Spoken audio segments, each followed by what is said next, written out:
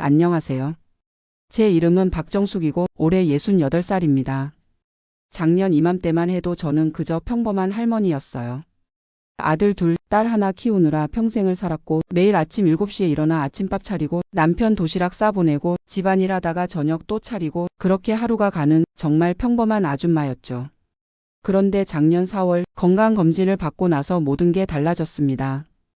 의사 선생님이 저를 보는 표정이 심상치 않더군요. 박정숙 씨, 추가 검사가 필요할 것 같습니다. 그 한마디에 가슴이 철렁 내려앉았어요. 일주일 뒤 다시 병원에 갔습니다. 의사 선생님은 제 눈을 똑바로 보지 못하고 말했어요. 폐암사기입니다. 이미 간과 뼈로 전이가 돼요. 그 뒤로는 아무 소리도 들리지 않았어요. 귀가 먹먹하고 눈앞이 하얘지더군요. 집으로 돌아오는 길에 버스 창문에 비친 제 얼굴을 봤어요. 언제부터인가 깊게 패인 주름, 하얗게 센 머리, 이게 정말 나일까 싶었습니다.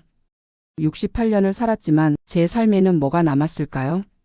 남편은 5년 전에 먼저 갔고 아이들은 다들 결혼해서 자기 살기 바쁘고 큰아들은 미국에서 교수로, 둘째는 부산에서 의사로, 막내딸은 서울에서 회사 다니느라 명절에나 얼굴 한번 봅니다. 그날 밤 혼자 부엌에 앉아 있다가 문득 생각이 났어요. 내가 정말 하고 싶었던 게 뭐였지? 평생 남편하고 아이들 뒷바라지 하느라 내 꿈은 생각도 못하고 살았는데. 서랍을 뒤지다가 오래된 일기장을 발견했어요. 20대 때 쓴 일기였죠.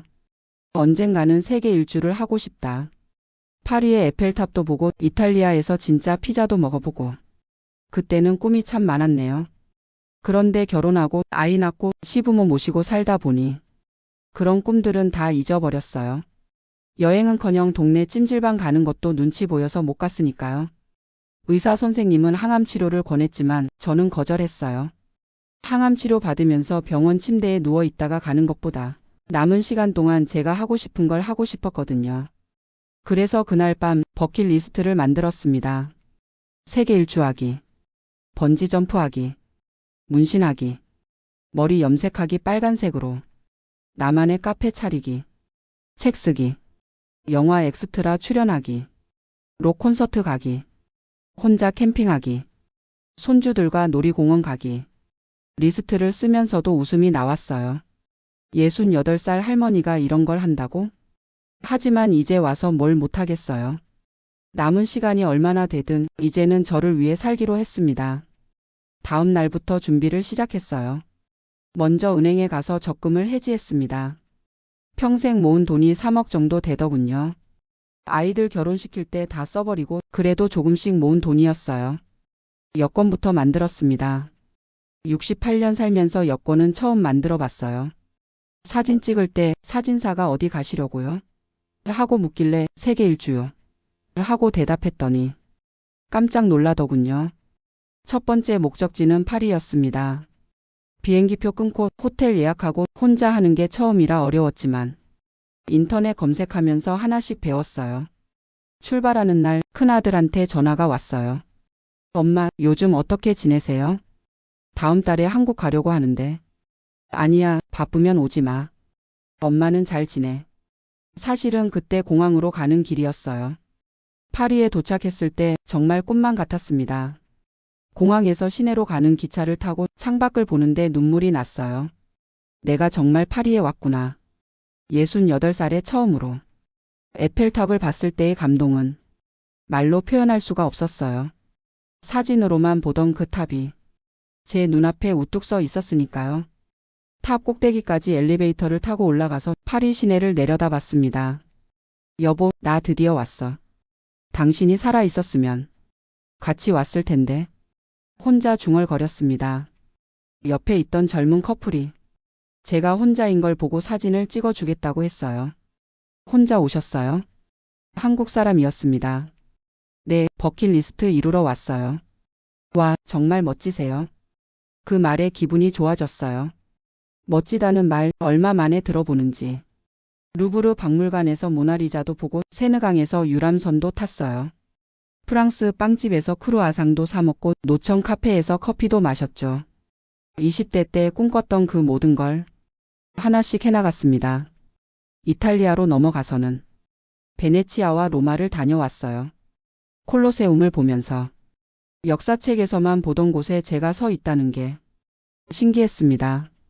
진짜 이탈리아 피자도 먹어봤는데 솔직히 한국 피자가 더 맛있더군요. 하지만 그게 중요한 게 아니었어요. 내가 하고 싶은 걸 하고 있다는 게 중요했죠. 여행하면서 SNS도 시작했어요. 손녀딸이 가르쳐준 인스타그램이라는 걸로요. 사진 올리고 글 쓰는 게 재미있더라고요. 팔로워가 100명 넘으니까 뿌듯하기도 했고요. 한국으로 돌아와서는 번지 점프를 하러 갔습니다. 경기도 가평에 있는 번지 점프장. 63빌딩 높이라고 하더군요. 발판에 서니까 다리가 후들후들 떨렸어요. 할머니, 정말 하실 거예요? 직원이 걱정스럽게 물었습니다. 네, 꼭 해보고 싶었어요. 뛰어내리는 순간 정말 모든 게 멈춘 것 같았어요. 바람 소리만 귀를 때리고 심장은 미친 듯이 뛰고. 그런데 무섭기보다는 시원했어요. 평생 짊어지고 있던 짐을 한 번에 내려놓은 기분이었달까요? 그 다음은 문신이었어요. 작은 나비 문신. 손목에 새겼습니다. 할머니가 문신을요? 타투이스트가 놀라서 물었어요. 나비처럼 자유롭게 살고 싶어서요. 미용실에 가서 머리도 빨갛게 염색했어요. 거울에 비친 내 모습이 낯설었지만 20살은 젊어 보이더라고요. 어머니, 정말 잘 어울리세요. 미용사 아가씨가 칭찬해 줬어요. 록 콘서트는 정말 대단했습니다. 귀가 찢어질 것 같은 음악 소리, 펄쩍펄쩍 뛰는 젊은이들 사이에서 저도 같이 뛰었어요. 옆에 있던 20대 청년이 깜짝 놀라서 쳐다보더군요. 할머니 대박이에요. 영화 엑스트라도 해봤어요. 할머니 역할로 하루 종일 촬영했는데 영화에는 3초 정도만 나왔지만 그래도 뿌듯했습니다. 카페도 차렸어요. 작은 컨테이너 카페. 하루에 커피 10잔 정도만 팔지만 제가 직접 내린 커피를 손님들이 맛있다고 해주니 행복했어요. 혼자 캠핑도 갔습니다. 강원도 계곡에 텐트 치고 모닥불 피워놓고 별을 보면서 와인 한 잔. 살면서 이렇게 평화로운 순간이 있었나 싶었어요. 책도 썼어요. 68년 인생 이제야 시작합니다 라는 제목으로. 자비 출판이었지만 내 이름이 적힌 책을 보니 가슴이 벅차 올랐습니다. 그런데 어느 날 몸이 이상했어요. 아침에 일어나려는데 힘이 하나도 없고 숨쉬기도 힘들었습니다. 병원에 가니 의사 선생님이 심각한 표정으로 말했어요. 이제는 정말 치료를 받으셔야 합니다. 하지만 전 마지막 버킷리스트가 남아 있었어요. 손주들과 놀이공원 가기. 막내딸에게 전화했습니다. 주말에 애들이랑 놀이공원 가자. 할머니가 데리고 갈게. 엄마, 갑자기 무슨 일이에요? 그냥 애들 보고 싶어서. 그 주말 손주 셋과 함께 에버랜드에 갔어요. 7살, 5살, 3살. 할머니, 회전 목마 타요. 할머니, 솜사탕 사주세요. 아이들의 제잘거림이 그렇게 예쁠 수가 없었어요. 퍼레이드를 보면서 큰 손녀가 제 손을 꼭 잡고 말했어요. 할머니, 사랑해요. 그 순간 눈물이 핑 돌았습니다. 할머니도 너희들을 정말 사랑한단다. 집으로 돌아오는 길 차 안에서 잠든 아이들을 보면서 생각했어요. 이제 정말 시간이 얼마 남지 않았구나. 다음 날 새 아이에게 전화했습니다. 다음 주에 다들 시간 좀 내줄 수 있니? 엄마가 할 말이 있어. 무슨 일이에요, 엄마? 다들 걱정스러워했지만 전 그저 웃으면서 말했어요. 그냥 얼굴 보고 싶어서. 아이들이 모두 모인 날 제가 지난 1년 동안 한 일들을 얘기했어요. 파리 여행, 번지 점프, 문신, 모든 것을. 그리고 마지막에 고백했습니다. 사실 엄마, 작년에 암 진단을 받았어. 말기야. 아이들의 얼굴이 하얗게 질렸어요. 엄마, 왜 말 안 했어요? 큰아들이 소리쳤습니다. 치료받으면 되잖아요. 왜? 둘째가 울부짖었고 막내는 그저 울기만 했어요. 미안해. 하지만 엄마는 후회 없어. 평생 너희들하고 아빠 뒷바라지 하느라 못해본 것들을 다 해봤거든. 정말 행복한 1년이었어.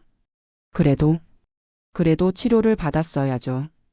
치료받으면서 병원에 누워있는 것보다 이렇게 하고 싶은 걸 하면서 사는 게 엄마는 더 좋았어. 그날 밤 아이들과 오랜만에 함께 잤어요. 어릴 때처럼 제 품에 안겨서 엄마, 이제라도 치료받아요. 제발. 막내가 흐느끼며 말했어요. 그래, 이제는 너희들과 함께 있고 싶어. 남은 시간이 얼마나 되든. 지금 저는 병원에 입원해 있습니다. 항암 치료를 받고 있어요. 몸은 많이 힘들지만 마음은 평화롭습니다. 창밖으로 벚꽃이 피었어요. 작년 이맘때 진단받았을 때도 벚꽃이 피어 있었죠. 그때는 절망적이었지만 지금은 다릅니다. 이 1년 동안 저는 정말 살았습니다. 68년 인생 중에서 가장 나답게 살았어요. 무엇도 눈치 보지 않고 하고 싶은 걸 다 했으니까요. 어제 의사 선생님이 말했어요. 환자분 표정이 많이 밝아지셨네요. 네, 할 일을 다 했거든요. 병실 침대 옆에는 제가 쓴 책이 놓여 있어요. 68년 인생 이제야 시작합니다. 정말 그랬어요. 68살에 시작한 인생이 가장 찬란했으니까요. 매일 아이들이 번갈아가며 병문안을 옵니다. 손주들도 자주 와요. 할머니, 나 중간고사 100점 받았어요. 우리 할머니가 최고야. 그런 아이들을 보면서 생각해요. 내가 남기고 갈 것들이 뭘까? 집도 돈도 아니에요. 제가 보여준 용기와 도전 정신, 그게 아이들에게 남는 가장 큰 유산이 아닐까요? 인스타그램 팔로워는 이제 10,000명이 넘었어요. 많은 분들이 응원 메시지를 보내주십니다. 정숙 씨 덕분에 저도 용기를 얻었어요. 할머니의 도전 정신 정말 멋져요. 어제는 한 70대 할아버지가 메시지를 보냈어요. 저도 버킷리스트 만들어서 하나씩 실천하고 있습니다. 당신 덕분입니다. 정말 뿌듯했어요. 제 작은 도전이 다른 사람들에게도 용기를 준다니. 이제 제게 남은 시간이 얼마나 될지 모릅니다. 하지만 두렵지 않아요. 충분히 살았고 충분히 사랑했으니까요. 오늘도 벚꽃잎이 날립니다. 바람에 흩날리는 꽃잎처럼 저도 곧 흩어지겠죠.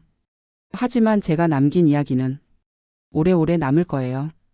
마지막으로 이 글을 읽는 분들께 말씀드리고 싶어요. 기다리지 마세요. 언젠가 시간이 나면, 언젠가 여유가 생기면 그런 언젠가는 오지 않을 수도 있어요. 지금 하세요. 하고 싶은 일, 만나고 싶은 사람, 가고 싶은 곳. 내일은 없을 수도 있으니까요. 저는 68살에 시작했지만 여러분은 더 일찍 시작할 수 있어요. 나이는 숫자에 불과합니다. 마음먹은 그 순간이 가장 젊은 때예요. 봄날의 벚꽃처럼 짧지만 찬란하게. 그게 제가 선택한 삶이었습니다. 감사합니다. 제 이야기를 들어주셔서. 그리고 기억해 주세요. 박정숙이라는 68살 할머니가 마지막 1년을 얼마나 멋지게 살았는지. 사랑합니다. 모든 분들을. 그리고 다시 한번 말합니다. 인생은 지금부터입니다.